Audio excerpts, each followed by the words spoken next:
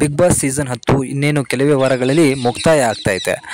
ಆದರೆ ನಿಮಗೆ ಹೋದ ವಾರದ ಟಾಸ್ಕ್ಗಳನ್ನ ನೋಡಿ ಹಾಗೂ ಫೈನಲ್ ರಿಸಲ್ಟನ್ನು ನೋಡಿ ಈ ಸಲ ಬಿಗ್ ಬಾಸ್ ಏನಕ್ಕೆ ಮೋಸ ಮಾಡಿದರು, ಯಾಕೆ ಹೀಗಾಯಿತು ರಿಸಲ್ಟು? ಪ್ರತಾಪ್ ಅವರು ಫೈನಲ್ಗೆ ಹೋಗಬೇಕಿತ್ತು, ಆದರೆ ಹೋಗಿದ್ದು ಸಂಗೀತ. ಇದು ಮೋಸ ಅಂತ ಹೇಳಿ ಕೆಲವರು ಹೇಳ್ತಾ ಇರ್ಬೋದು. ಆದರೆ ಇದರ ಬಗ್ಗೆ ಯಾರಿಗೂ ಕೂಡ ಕ್ಲಾರಿಟಿ ಇಲ್ಲ. ಯಾಕಂದರೆ ಬಿಗ್ ಬಾಸ್ ಟಾಸ್ಕನ್ನು ಕೊಟ್ಟಿದ್ದು ಹಾಗೂ ಅದರಲ್ಲಿ ನಿಯಮಗಳನ್ನ ಬರೆದಿದ್ದೇನಪ್ಪ ಅಂತ ಹೇಳಿದ್ರೆ, ಈ ವಾರ ಎಲ್ರಿಗೂ ಕೂಡ ಟಾಸ್ಕನ್ನು ಕೊಡ್ತೀವಿ. ಸೊ ಯಾರು ಅತಿ ಹೆಚ್ಚು ಪಾಯಿಂಟನ್ನು ಗಳಿಸ್ತಾರೆ ಅವರು ನೇರವಾಗಿ ಫೈನಲ್ನ ಟಿಕೆಟ್ ತೊಗೊಂಡು ಫೈನಲ್ಗೆ ಹೋಗ್ತಾರೆ ಅಂತ ಹೇಳಿದರು.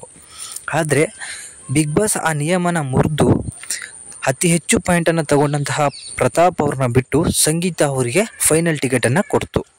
ಸೊ ಇಲ್ಲಿ ರೂಲ್ಸನ್ನು ಬ್ರೇಕ್ ಮಾಡಿದ್ದು ಬೇರೆ ಯಾರೂ ಅಲ್ಲ, ಬಿಗ್ ಬಾಸ್. ಇದರಿಂದ ಜನಗಳಿಗೆ ಅನಿಸಿದ್ದೇನಂತ ಹೇಳಿದರೆ, ಬಿಗ್ ಬಾಸ್ ಬೇಕು ಅಂತಲೇ ಸಂಗೀತ ಅವ್ರನ್ನ ಫೈನಲಿಗೆ ಕಳಿಸಿದ್ದಾರೆ ಅಂತ ಹೇಳಿ ಎಲ್ಲರೂ ಅಂದ್ಕೊಂಡಿದ್ದಾರೆ. ಅದೇ ಇದಕ್ಕೆ ಕ್ಲಾರಿಟಿ ಕೊಡಬೇಕು ಅಂತ ಹೇಳಿ ಇವತ್ತು ಸುದೀಪ್ ಅವರು ಬಂದಿದ್ದಾರೆ. ಸೊ ಪ್ರೋಮೋನೂ ಕೂಡ ನೀವು ನೋಡಿರ್ಬೋದು. ಸುದೀಪ್ ಅವರು ಹೇಳ್ತಿದ್ದಾರೆ, ಈ ಸಲ ಮೋಸ ಮಾಡಿದ್ದು ಬಿಗ್ ಬಾಸ್ ಅಂತ ಜನಗಳು ಮಾತಾಡ್ತಿದ್ದಾರೆ.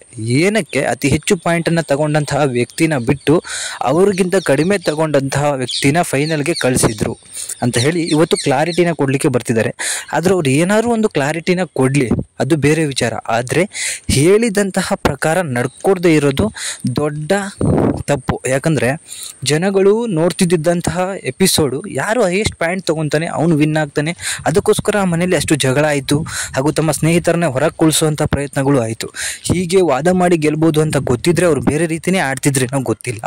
ಆದರೆ ಬಿಗ್ ಬಾಸ್ ಈಗ ಅದನ್ನೇ ರೀಸನ್ ಆಗಿ ಕೊಡ್ಬೋದು.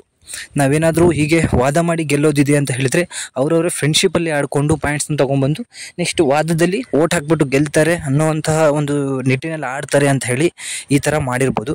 ಸೊ ಏನೇ ಆಗಿರಲಿ, ಹೇಳೋದೊಂದು ಮಾಡೋದೊಂದು ಮಾಡಿದರೆ ಇಂತಹ ರಿಯಾಲಿಟಿ ಶೋಗಳಿಗೆ ಬೆಲೆ ಇರೋದಿಲ್ಲ.